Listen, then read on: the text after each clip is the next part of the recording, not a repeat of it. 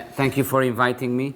I was a bit afraid when I saw some of the questions and topics that I might not be the best person to talk and to be part of the panel, but in fact, I think by a convergence of two things, it may happen, you will let me know, that I can actually make a useful contribution, and I would certainly try to do that.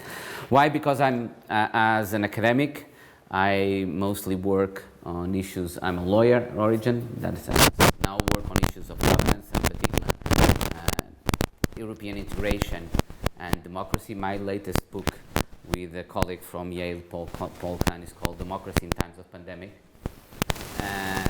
And as a policymaker, though not as an academic, I was involved in the regional development policy indeed. So what I've tried was to converge the insights from those two things, and it actually links well, because a lot of what the two past interventions, and that's why I feel slightly reassured that I'm not totally out of place. The last two interventions do focus a lot on the links with the democracy and the political challenges that we have in this area. And what I decided to look at is the link between regional policy and the legitimacy of European integration and European political developments. And by European political developments, I mean mostly the challenges, including mostly populism, that is taking place both at the level of the member states of the European Union and the European Union itself. And I will do this in two stages. The first one by discussing what is, in my view, a change in the nature of EU regional policy, that is, in the nature of the EU, so almost an existential change in what regional policy of the European Union is supposed to be, and also the link that may have with the problems of legitimacy, or with actually correcting problems of legitimacy and the political challenges that we face. And in the second aspect, address the broader EU and national democratic and social challenges, and therefore link that to the role that regional policy may have, and how we may have to develop regional policy in a different way so as to better address those challenges, help address those challenges on the one hand, and at the same time be more effective. Now, in my view, there's been a change in the philosophy of regional policy. And by this change in the philosophy, the nature of regional policy, I'm not talking only nor mostly about a smart specialization strategy. I think that was a change, a different way of approaching regional policy, but that by itself will not change the nature of EU policy. There was an attempt there of something that might change part of the nature of EU policy, that was a move from output-oriented policies to outcome-oriented policies. So instead of measuring and promoting the support of policies based on the output, that is how many roads we build, how many schools we do, how many people train, to actual outcomes, that is how more companies export if they have better roads, how children perform better in school if they have better schools, and how people get better jobs and have more employment in light of vocational training. And simply providing vocational training does not guarantee, unfortunately, by itself that people will get better jobs and better. So to move from one to the other would have been, I'm using would have been, an important transformation that in my view was in the cards. Maybe in the discussion we can talk about it, and was part of the previous framework of the regional development policy, and certainly was part of the narrative for the last 7 years, but didn't work. It failed, and we can discuss why, in my view, it failed, and it's linked with something that I would say after. But the real, interestingly, change in the philosophy of regional policy and in the nature of EU policy is that, to a large extent, regional policy has moved from being a goal in itself, regional cohesion, to be an instrument of other EU policies. Linked, for example, to environmental policy, but also linked, even more so, and it's even more clear in that area, to macroeconomic and European semester conditionality. And we see that not only with the regional policy, but also with the more recent next generation European Union. And second, even with rule of law conditionality. So how does this happen? Because increasingly EU funds are conditional on those funds being used for specific strategic goals of the European Union, such as the Green Agenda. So not strictly regional cohesion, but I'm not saying this is good or bad. I'm just identifying the change in the nature of the policy. And in other aspects, in other respects, to what is called the European semester conditionality, that is the structural reforms that are identified as necessary in the different member states. And in addition to that, now we have an additional layer of conditionality, that is the rule of law conditionality, that is the possibility to suspend EU funds if a member state is considered to be in a form of systemic violation or risk of violation of rule of law. This is linked and is justified by connecting it with formally with the circumstance that if in particular member states you don't have independent courts, for example, you can't trust the way EU funds will be allocated, distributed, and implemented in that state, because if your Cour des Comptes, if your audit court is not independent, how can you trust that the funds will actually be spent well? This is the reasoning that is done to link rule of law conditionality with EU funds, but in fact we know that the actual purpose was a political purpose to give the European Union some leverage with respect to the rule of law in particular member states. Now, is this justified? Is this legitimate? This change in transformation is one of the first questions. I think there are reasons that may justify it. One is interdependence between member states and the externality effects that they generate. So that's the reason for the European semester rules, basically the idea that in the context of economic and monetary union, the economic fiscal policies of one state are bound to have externality effects in another state, and if those policies are not good, therefore they have negative externalities. And this, if you want, generates a claim that can be even presented as a democratic claim for those other states to have some form of voice, and conditionality is that form of voice. And it's the same thing regarding rule of law conditionality. You could say that. As a lawyer, I always say, if you have, we have in the European Union, a system of mutual recognition of judgments, if Portuguese courts will be required to implement and enforce the judgments of courts that are not independent of another state, of course, that is problematic. So you need to have mechanisms for that. The question is whether regional policy, it's the right mechanism to do it. And I think in some respects, and the way this conditionality is being organized is not the right way to do it. Not that I'm against the conditionality, I'm against this conditionality. I call this conditionality policy conditionality, and instead I think, and I've been arguing for this totally unsuccessfully, I have to say, for what I call institutional conditionality. Why do I think policy conditionality has failed and will continue to fail? First, because it creates huge tensions with national politics and democratic claims. Why should the European Union be defining what is the right or wrong policy choices in the member state? This immediately, and through the broad scope that policy conditionality can have and regional policies can have to, you get engulfed in discussions that are highly problematic from the legitimacy point of view for the European Union. And second aspect, it will, even if we will consider that it will be worth paying the costs, the legitimacy costs of that conflict with national political autonomy in deciding those issues, the reality is that it demonstrates the Union cannot do it effectively. Because you can only do that if you then have the mechanisms to effectively supervise that the policy conditionality that you impose are actually implemented at the level of the member states. And the European Union that never has it.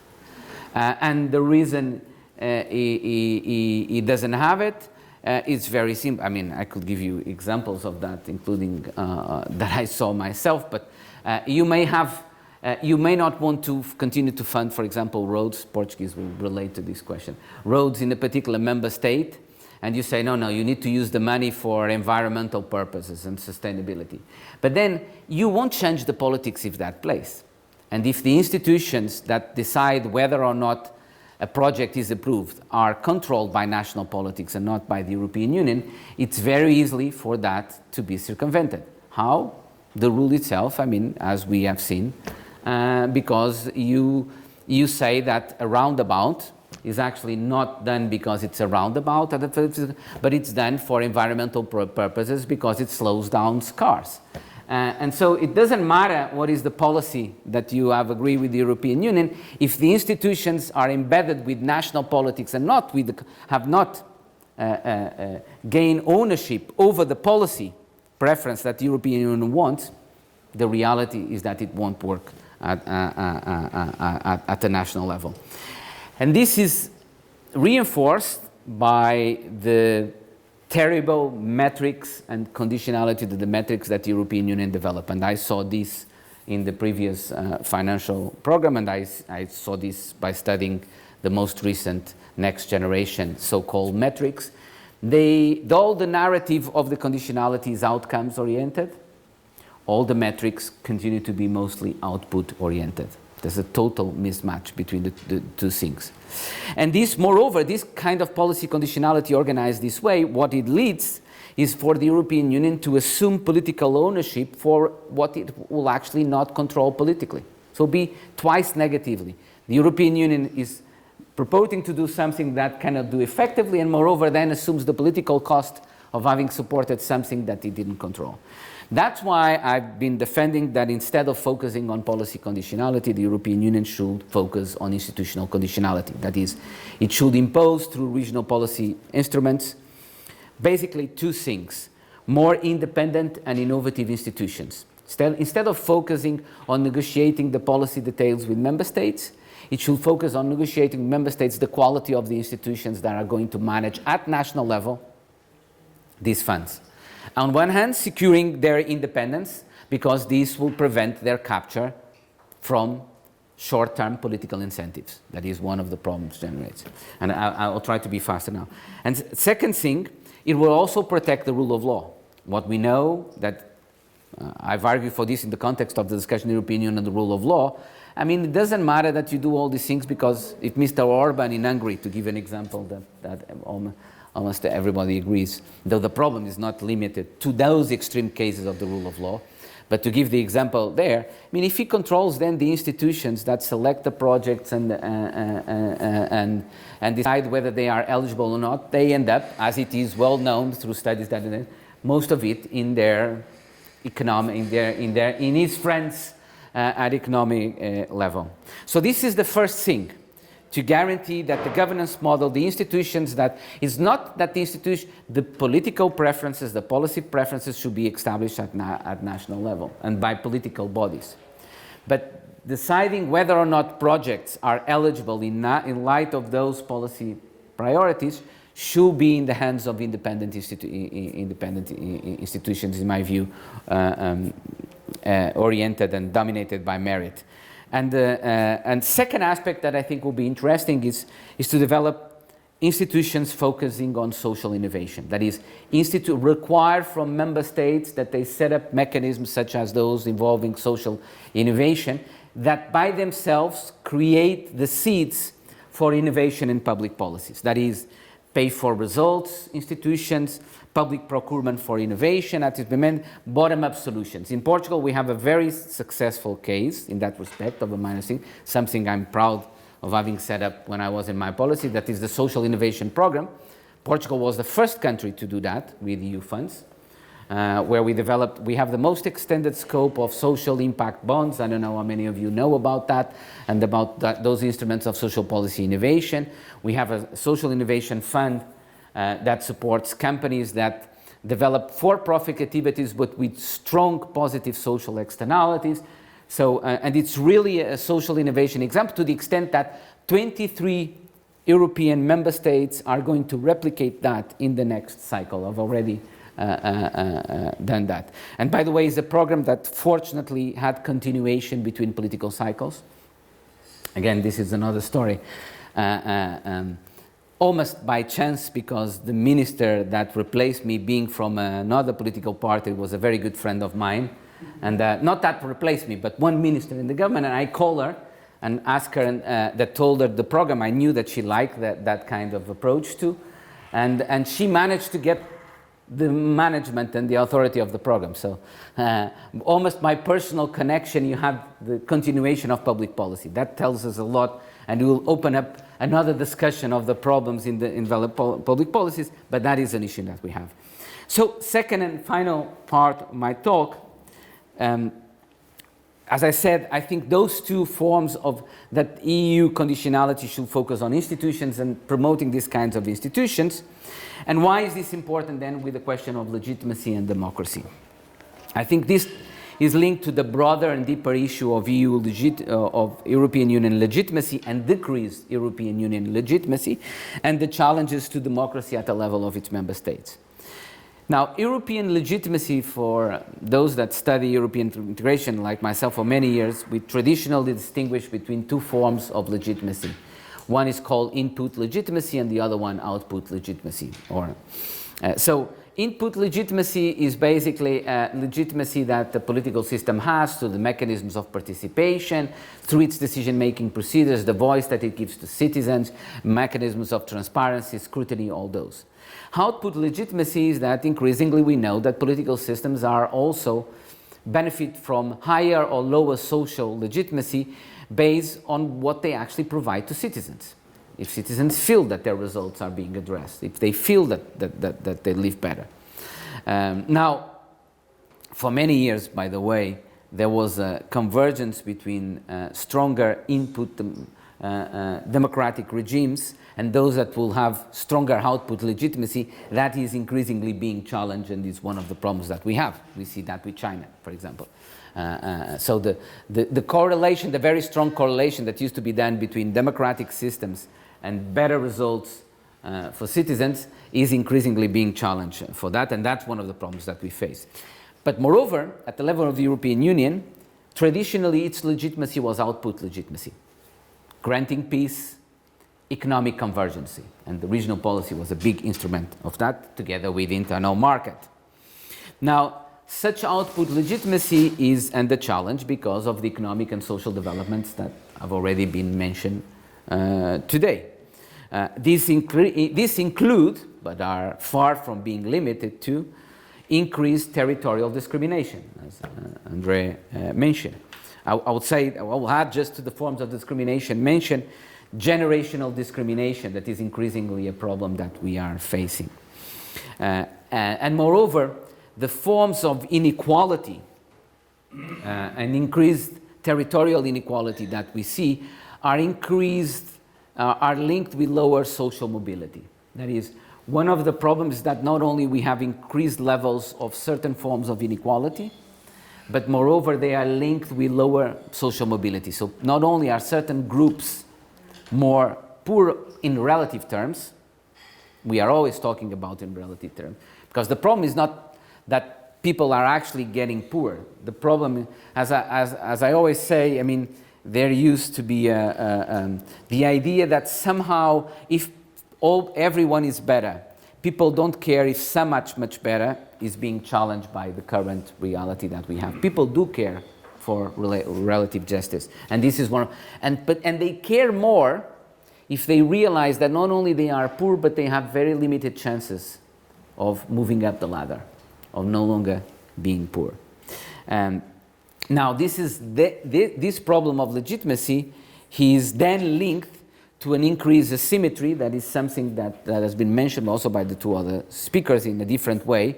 What I call the asymmetry between the policy and the political levels. That is, politics still organized in national spaces, but many policy issues have moved to the global level and need to be addressed there. And this mismatch creates problem of accountability, creates problems of participation, and this also impacts on the role of regions. What is the role of regions in this increased mismatch between the level where policy needs to be discussed and is deliberated and where politics takes place?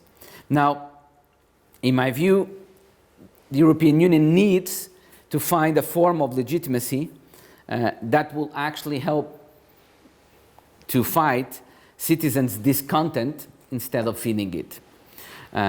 In my view, institutional conditionality that I mentioned is better in doing that. Why? Because in that context, the European Union will not be second-guessing national political choices, but will be improving the quality of national democratic institutions. We're playing a role in the systemic development of better national institutions without replacing the national character of those institutions. It will be to a certain extent as if the European Union is rescuing national democracies instead of replacing them. Thank you.